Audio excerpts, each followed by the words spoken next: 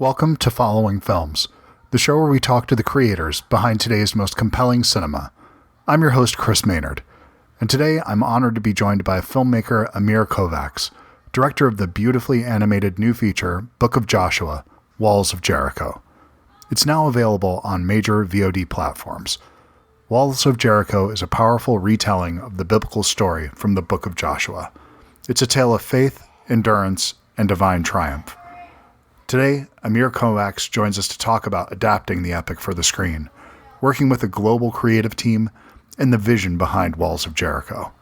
Whether you're drawn to animation, inspired by stories of faith, or just curious about what goes into making a film like this, you're in the right place. I hope you enjoy the show.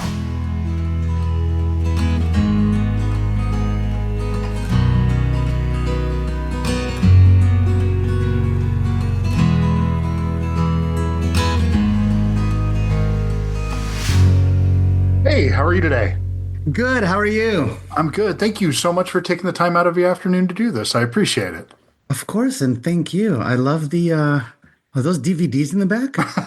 Yeah, a bunch of DVDs, Blu-rays, old movies. I still actually collect physical media, so. It's funny. I went to my mom's house, what is it, a few months ago. She still has our very first VHS player. I said, Mom, really? I mean, She's not going to have to worry about her copy ever going away. It's no longer on Netflix whenever she wants to get around to watching whatever she still has on VHS if she I has any know. I tapes. just I just miss the smell. I miss the smell of the you walk into Blockbuster Hmm. and it's I don't know what it is. Maybe it's the plastic, maybe. I don't know. Well, it was there's something tangible about it, and you were committed to it. It wasn't like throwing on something on Netflix or Amazon or whatever you're watching something on, and you Right. commit to it for 30 seconds and then you're out. I mean, you spent $5, $6 on this thing. You're going to watch it. You would end up finding things that you loved that you normally the algorithm wouldn't feed you now. So I really miss those days, honestly. I amen to that. I remember the days when we walked in, I'm from Israel. Hmm. Before we even had Blockbuster, there was a little hole in the wall. And my mom thought that she's the only one who knew the owner of that store, and she thinks that he's the only one that's keeping videos just for her. And I would say, "Hey, my mom wanted to know if there's anything that I can pick up." And he would reach underneath the counter and get me a whole stack of, of videos. Oh, that's wonderful. That's great. That's so fantastic. That's great. So then, do you still live in Israel or have you moved to No, the States? I live in Los Angeles. Oh, excellent. Very good. Yeah, my whole So, family is in Israel. so then Walls of Jericho, this is a pretty massive story as far as Yeah. probably one of the most iconic stories in the Bible or in the Old Testament. So, what made you choose to tell this story and why now? So the what made me choose the story, being raised in Israel, being Sure. basically raised on that story. You study Bible, you study the Old Testament, and you kind of get connected to certain stories. And this one was always my favorite book, the Book of Joshua. Hmm. Don't know why. Maybe it's the faith, maybe it's the battles, maybe it's the imagination behind the stories, the grand walls of Jericho that I've always imagined what would they look like. Hmm. Everybody said they're just godly walls, and I'm imagining. I mean, they cannot be that big. I mean, these people could not build such massive walls, right? Apparently, they did. So the connection was always there, and of course, coming from that piece of land, um, being in the military myself and hearing my captain at the time tell me there is not a single wall that you cannot climb on if you truly want to climb on that wall. If you have that faith that you can climb on that wall, which, an analogy for any kind of obstacle you may have in Yeah. life, you can do that. So I'm kind of putting all these two and two together, and it would only make sense to make a film like that. The timing is I wrote the screenplay 20 plus years ago, and since then I've rewritten that script I think about 1,000 times because every time I read it I'm like, oh no, this has to change. Yeah. This character. So you do that.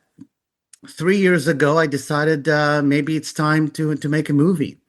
The timing coincidentally happened to be when we have this big turmoil Right. in Israel. That just happened to be a sheer coincidence, or is it not? Maybe it's meant to be like that. I'm not sure yet. Most likely, it's meant to be.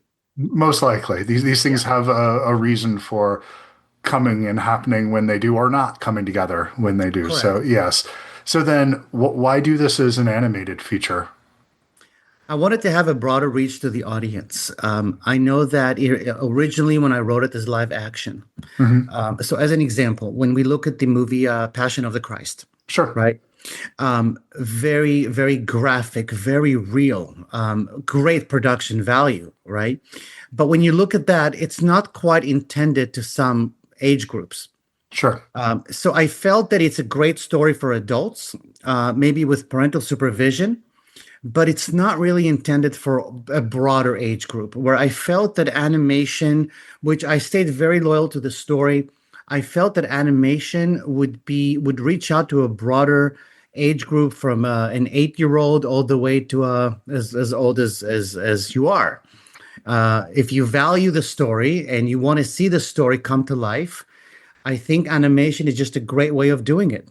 Yeah, I could not agree with you more. And it's Um, you're able to visualize elements, moments of the divine, and handle things that are very difficult to literally visualize. And you can get more, you can get a little bit more interpretive when you're using animation. I think when you're showing things like that, it becomes Correct. And you also don't have to say cut 3 times and yell at the actor because they're not doing, because if you're going to yell at the actor, you better yell at yourself because you're the one true. who's, you know, so there's that part. So, could you talk a little bit about keeping this story the appropriate reverence for the material, for the source, you know, for the Old Testament, as well as making something that's cinematic. Because I think Right. if you become too, I have to get every word squeezed in the proper way, it can become very dry. Despite making it look visually appealing, you can come across with something that maybe doesn't work cinematically. So I think you do a good job balancing those two worlds here. Yeah, thank you. That was definitely a challenge. So there are two challenges in writing a screenplay or making a movie. Challenge number one is the dialogue. Hmm. One or two people write the screenplay. Before you know it, all the characters sound exactly the same. Sure. Because so you gotta get. I always tell people, if you ever see me write the screenplay, if there was a hidden camera and you saw me write a script, the second I get to the dialogue, you may call a psychiatrist because I'm trying to get into every character and trying to say, so what would the character say now? Yeah. So that was challenge number one. Challenge number two, I'm very obligated to stay to the actual story as written in the book of Joshua. Hmm. And to your point, when you do that, it becomes, are you doing a documentary or are you making a fiction based on? Right. So as I develop all my characters, Joshua, Rahab, Moses, and so on, Caleb, I gave them their dialogue based on what I would think they would say based on the action in the Bible. Hmm. So if Moses tells Joshua, you are the one to lead the Israelites to the promised land, and clearly Joshua second guessing himself, what would he say to that? Right. And so that's how I developed that dialogue to try and make it. I don't know exactly what was said, but I do know that he did second guess himself and he did question himself. And that is written everywhere, right? That's how I kind of came up with some type of fiction dialogue that I would, let's call it an educated guess. Hmm. Yeah. Same thing with the action, if you have Rahab, same thing. We tell Rahab, look, you'll be safe as long as you stay at home and as long as you drop that red, curtain shawl, you'll be safe. Okay, well, Rahab is only now becoming aware of the God, the Jewish God or the Israelite, Right. right? What would she say to that? How would she second guess that? What about her family? So a lot of it was really thinking about what would the character say or do, as opposed to me telling the character what to say or do.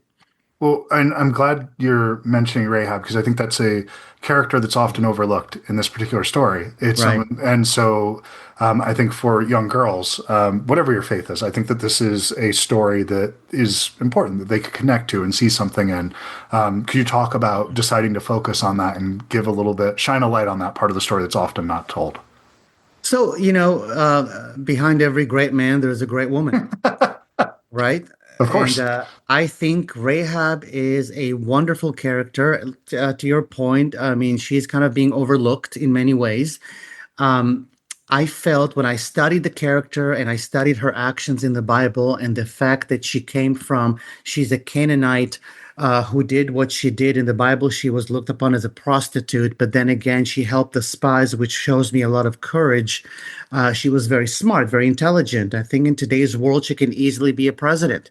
Yeah. Um, I wanted to focus on that strength of her personality and how she accepted God and how she chose to do the right thing as opposed to the wrong thing, even though the wrong thing could have been the easier thing. She actually risked her life to help the Israelites, and she was, of course, rewarded. Now, Rahab also, based on much research that I've done, um, through her lineage, there is a greater connection, to the future Messiah, to so many more great things. I wanted to bring more light to her so people can tell me, like you are right now, tell me more about her. Yeah. Because at some point, there's going to be a movie about her, because I think she's such a special, unique, very interesting character that I want to know more about her. I could not agree with you more. Yeah, Mhm. I was really glad to see this touch on, but I think that you're right that there is a whole nother story to be told within this, that you could expand upon this and spin off and tell that whole story for sure. Yeah. Can you talk a little bit about so I live in Tucson, Arizona, which Oh, is it's a UNESCO gastronomy site, and yeah. so UNESCO also has World Heritage sites as well. And so Jericho has just been is recognized as that as this site of world importance. And Mhm. so I was wondering if when the visual style of this, if the actual physical architecture played a role in your design. It did. So, I read about Jericho. I read about the walls of Jericho, that it was actually double walls, not just one wall. And Mhm. everything actually made sense from an architectural standpoint. Um, so I designed the city in a way that would make sense why it was known to be such a fortified city. It was more than just one wall, and it was a very carefully crafted wall. And then there was the outer wall, then there is the inner wall, and then there is, of course, the palace and everybody who lived inside of those walls. The one thing that was very important for me, on top of designing Jericho, is how do we translate that into something that any human can look at that image and say, there is no way we can take Yeah, this down. There's absolutely no way.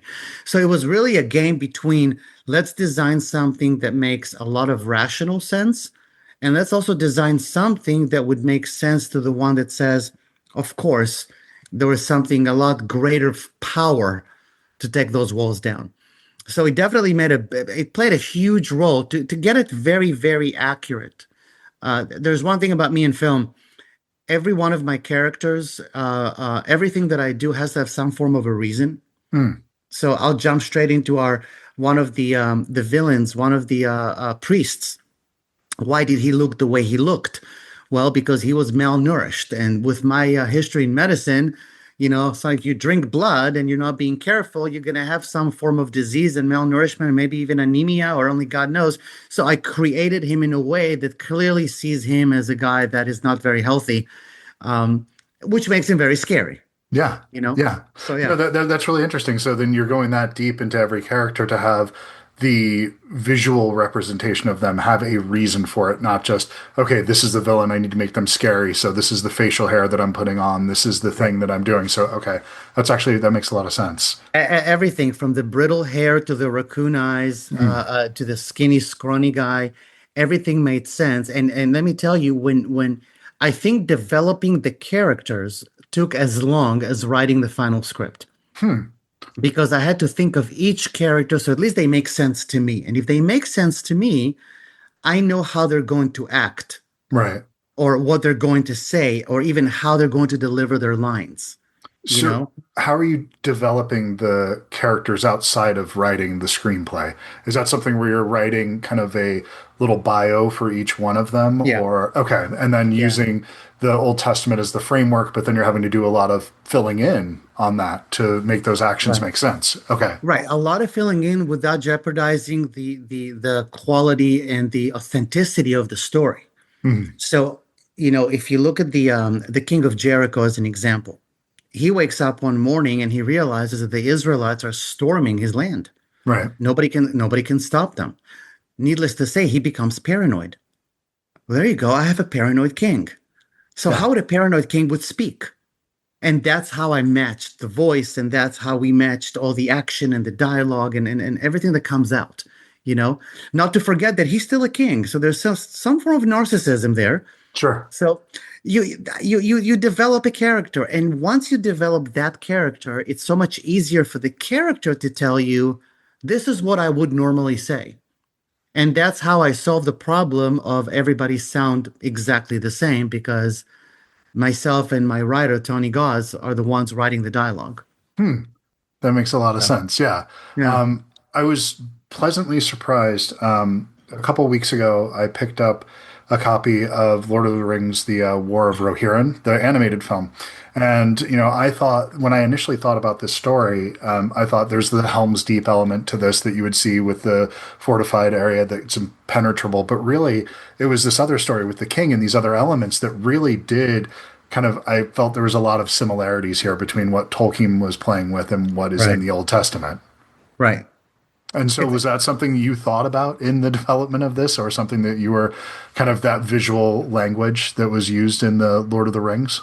absolutely. As a matter of fact, if you call my director right now and you ask him, did Amir mention any movie throughout this production? And he will tell you, if I hear Lord of the Rings one more time, I think Lord of the Rings as a filmmaker Hmm, is so relevant to what's happening today in the world. sure. So relevant. And yes, absolutely. One of my favorite series, Lord of the Rings, all three of them, and then The Hobbit, all three of those, and the animation one, and The Ring. Again, takes me back to my true passion and love for epic storytelling. Yeah. And this one happens to be one that I'm a big fan. I went to New Zealand, I went to Hobbiton, I went to the Oh, wow. Shire. It was just great. Could you And go please ahead. go? No, no, no, no. Go continue. I'm sorry. And definitely played a role because when I looked at some of the characters, I wanted to know, why did he develop those characters the way he did? Mhm. And I did a lot of research, and that's part of my education of how to make movies, how to develop characters. And it was a perfect example of what he did as well. That you think about the character, any physical challenges, any mental challenges, what's their background? Are they an only child? Are they a middle child? How would they react to give them that personality? So, Interesting. long answer for a very simple answer, which is yes. Um, I'm a big student of Lord of the Rings and the characters and the stories and everything about it. Well, it's these there's certain things, certain stories that can be told and retold, and their relevance is just timeless. That you could, I have a feeling that in 100 years from now, you'll be able to reinterpret either of these stories. That you could go back Right. and retell. You could tell Jericho again. You could also tell Lord of the Rings again. All these different areas, and you could just put a not a modern spin on it, but you could think about how does this apply to the world as it has changed, and you'll see when you speak to certain universal truths in humanity, which both of these do, they're timeless, and so you just think Right. you feel like the story has changed, but it's just the art is the same, the story is the same as it always was, but Right. we've changed around it, if that makes sense. Absolutely. Absolutely. And so then, if you're thinking about a family sitting down and watching your film, what are you hoping that the conversation could be inspired to that they might have afterwards? I would like what I've always said, and I've said it earlier. Faith is a big thing. Hmm. Um, I think that if you recognize that having faith in yourself, having faith in God, having faith in what you want to do in life, if you accept that and if you truly believe in your abilities, you can achieve that. absolutely achieve that. And that's really my driver in many ways. And that's why the tumbling of the walls was such a big scene that when we got to that scene, I told my director, let's just stop. Now let's think. Because that is the scene. People just sat for an hour and a half just for that scene. So, what are we going to show here? And I was trying to show that it's not going to be the strength or the power of the sword that took down the walls, because that's practically impossible, as written in the Bible. It was their faith. At some point, they started believing in themselves, Yep. you know, and that's what tumbled those walls. And when God realized, oh, hallelujah, they're finally believing in me. After all the miracles I've shown them, they finally said fine. And they believed in themselves. And that takes me back to my personal story. When my captain asked me one time to take the unit and go lift the building up. And he said, until you lift the building up, nobody's going home. And I'm turning around and I'm like, we can't lift this thing. It's a building. So of course we're pretending, oh look, we're trying to lift it. And I went to him and I said, look, we can't lift it. Then he goes, Amir, listen, when you show me that you're actually trying, that's when I know you're trying. And when I tell you that Hmm. we actually tried to lift that building, I'm not kidding. I know I did. I tried so hard. But when he realized that, we went to get we got to go home. So Well, it's yeah, a funny story. Yeah, that's the thing about it, isn't it? It's the allegory, the story that about the individual, because you have the actual literal walls, but really right, that's the internal obstacles that we face within ourselves, the things that feel insurmountable. I will never be able to do this. I'll never get this job. I'll never be able to write this screenplay. I'll never be able right, to whatever that thing is that feels impossible to you. It's only impossible because you're telling yourself that it is. And the limitations that we have are oftentimes the ones that we self-impose, not the ones that the world is putting on us. So I think that's the universal truth behind the story and why it's important. I think that beyond whatever your faith happens to be, that there is something about this story that I think is really universal. absolutely. There are two phrases that I like to go by. Number one, make the seemingly impossible possible. Mhm. And the second one is what Eleanor Roosevelt once said, something on the lines of always do the things you think you cannot do. Hmm.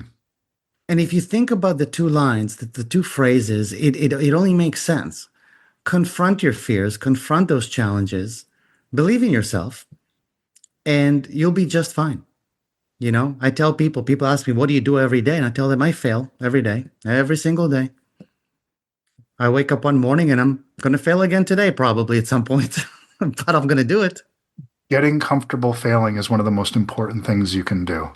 Yeah, It's the effort, and it's not the victory that gives me the sense of self satisfaction. It's the trying something that was difficult and coming to the other side of it that is so incredibly rewarding. It's why I'm not somebody that loves to work out, but every time I have gone and exercised in my entire life, at the end of it, I feel better. I feel rejuvenated. But I hate doing it. I don't know what happens inside of us on a psychological level that makes us hate the things that are actually good for us. But sometimes we dread the things that actually legitimately feel good. And if you were truly being selfish and just self-centered and you just do the things that feel good, you'd probably have a more fulfilled life because you'd be uncomfortable a lot. if I had to animate what I look like when my wife drags me to this class called Megaformer, I want you to imagine me on a leash and she's literally dragging me on my back. Yeah, And then I do the sure. class and I walk out like a peacock, so Of proud of course. myself. I'm Of like, look at me, course. I'm ripped and I'm this and I'm that. And then another day goes by. I'm like, I really don't want to go again. And she drags me again. It's the same thing. It's amazing how pig-headed we are that we cannot get these simplest ideas to Nope. settle in our minds for whatever reason. But No. the film has also received you've received accolades in the festival circuit. So Yeah. having that where it's clearly opening up to that wider audience that it's being accepted and embraced in that way. So is that something when you're making a film like this, obviously wanting to remain true to the text, but to also offer the Right. story to a wider audience. Is that something you're thoughtful of when making this?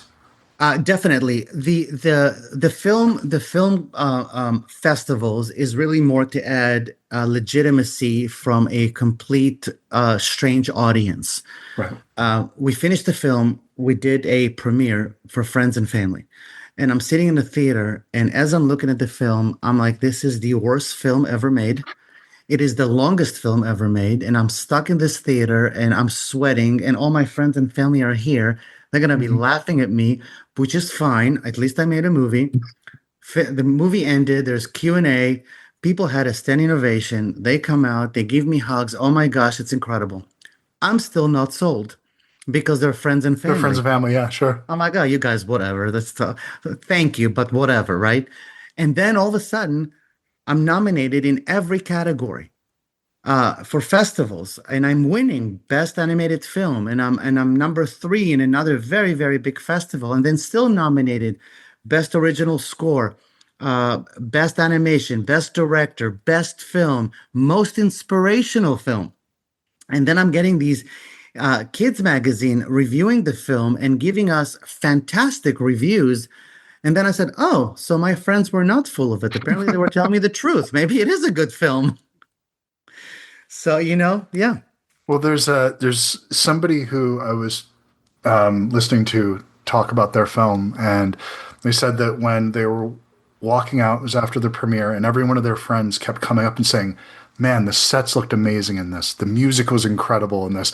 It was about after six or seven of these indirect compliments that were not about the movie itself. The guy realized he had made a stinker. That it was like, oh, everyone's just being polite. So they would have found something else to compliment you on without lying to you. I think would probably be the case. So Probably. And what really one guy, one of my colleagues, everybody really loved it. And we got really great compliments and great accolades, to your point. But this one guy grew up Jewish, and wife is a Christian. mhm, And none of them were actually, Bible scholars. And later on in life, they're very, very smart, very successful couple. Later on in life, they wanted to get back sure. into that. And they came to me, excuse me, at the end of the film, and they said, Amir, you just taught us the book of Joshua. And I said, well, that's good. But here's what I encourage you to do, go read it. And of course, the first question was, oh, you're going to send us the screenplay? I'm like, no, go to the Bible, which was hysterical. But no, they actually went and they started studying the book of Joshua. That's And wonderful. to me, when I drove home that night and I told my wife, well, out of 200 people, at least I know that two of them are going to go read the Bible now, which was incredible, right? Yeah. So, and others that obviously know the book of Joshua very, very well said that I really stuck close to the actual story. And I made it very interesting, very adventurous.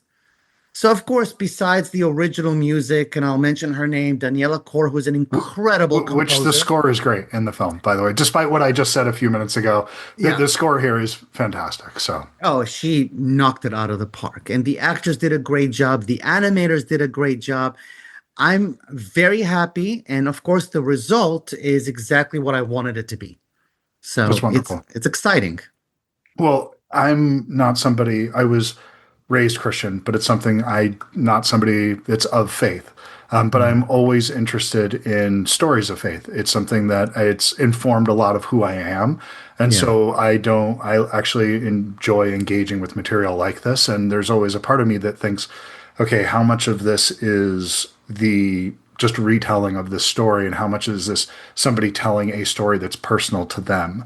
And I think right. that that's what really matters in these types of things. And I think you've told a deeply personal story here that you can feel your heart Sure. in it, not just the heart of the story itself, if that makes sense. Yes, no, no, thank you for saying that. It's definitely a very, very deep story that to me, when I watch it, and I've watched it probably too many times. When I watch it, most scenes that I was very careful with are scenes that are very, very meaningful to me. Hmm. Um, for many, many reasons, for many, many ways. We all have our background and our history. For me, growing up in Israel, coming to America as my second home now, it's actually my first home at this point. Yeah. The story itself. means so much to me. And I've lived in the Bible Belt in Atlanta, Georgia, That's where I was born, outside of Atlanta. Yeah, actually, 60. Northside Uh, Hospital. oh, okay. All right. Well, I was Winder. So compared to Los Angeles and Tucson, I mean, it's far away when you live there, but from here, it's near neighbors. Yeah, exactly. Um, I've learned to see how much people are loving these stories, and then kind of moving throughout several states in America, I've also realized how many people are needing to hear that Yeah, story, you know? And whether you're a faith-based person or not, I think you'll enjoy it, and at I least do. it's going to kind of stimulate your curiosity. And for Yeah. the most part, it's just an epic, beautiful biblical story. It's one that I think does speak to a lot of truths that this Yeah, is I love that this is a film that I could watch with my 9 year old, or I could watch this with my mom and feel very right. comfortable watching it with either one. And I could watch this with my wife, and we could all have three wildly different conversations at the end of this film. And Oh, that's great. that's something that I think is really important. So anything that inspires Yeah, people to talk at the end, that's a good thing. So exactly. congratulations, Amir. You got something special here. So I just thank you for taking the time to do this, and you got a great film. So congrats, man. Thank you so much. I really appreciate that. It's been a privilege. Thank you. It was nice to meet you. You too. All right, take care. Thank you All so right, take much. care. All right. Bye bye. Bye.